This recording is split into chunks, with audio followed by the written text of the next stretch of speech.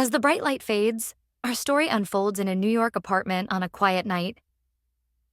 Mary, a 22-year-old woman, sits comfortably on her couch, enjoying a Netflix show and munching on popcorn. Her laughter fills the room, a picture of contentment. Suddenly, a knock at the front door interrupts her evening. With a slight roll of her eyes, Mary sets down her popcorn and makes her way to the door. She opens it, expecting to see someone, but is greeted by an empty hallway. Puzzled, she looks around before closing the door and returning to her cozy spot on the couch. No sooner has she settled back in than her phone, resting on the coffee table, buzzes with a new text. It's from her sister, Kimmy. "Hey, let me in." Confused, Mary types out a response. "That was you? Lolol. I was so confused. Why did you hide? What were you like, trying to scare me or something, lolol?" Kimmy's reply is immediate and bewildering. "Scare you? You stared at me like I was invisible and slammed the door in my face." Mary stares at the text, eyebrow raised in disbelief. She types back, Kidding, right? You are kidding, right?" Kimmy responds, followed quickly by another text. "Are you gonna let me in or what?" Still confused but shaking it off, Mary hears knocking again. She returns to the door, expecting to see Kimmy this time, but once again, no one is there. She closes the door, only to hear more knocking this time, rapid and furious, as soon as she turns around. Mary swings the door open, but the hallway remains empty, and the knocking ceases. Her confusion grows with each passing moment.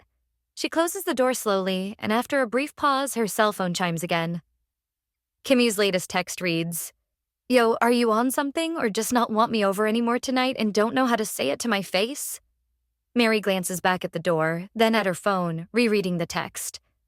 As she starts to type a response, the knocking returns, startling her. She goes to the door once more, phone in hand, and opens it to find no one there yet again. Leaving the door half open, Mary begins to text. "Okay, I'm not liking this. Let's stop, Lowell." Kimmy's reply is swift. "I'm already in the elevator. IDK, what's wrong with you? But I texted Mom." "What the fuck?" Mary mutters to herself, utterly perplexed. She texts back, "Dude, are you for real?" After another fruitless glance down the hallway, she slowly closes the door and walks back to her couch, constantly looking over her shoulder. The silence is suddenly broken by her ringing phone. It's her mom. "What's wrong with you?" Her mother's voice blares through the speaker. "Your sister is only in town this 1 week and she comes to see you and you act like a nut." Before Mary can respond, her mom continues. "I told her to come back and to make you let her in. We are still a family, damn it." Mary tries to speak, but the knocking returns, interrupting her. She rushes to the door, opens it to find no one there, and closes it again. Her mother's voice still audible from the phone. "You let your sister in this instant," her mom yells. "She said you just did it again." "What the hell, Mary?" "Mom, I don't know what's going on," Mary finally manages to say. "She says you just opened the door and slammed it right in her face again. She said you have a crazed look in your eyes and you're holding the phone, which I know you're doing because I'm on the phone with you." "Oh my God, you're on drugs. You're on drugs, aren't you?" her mother accuses.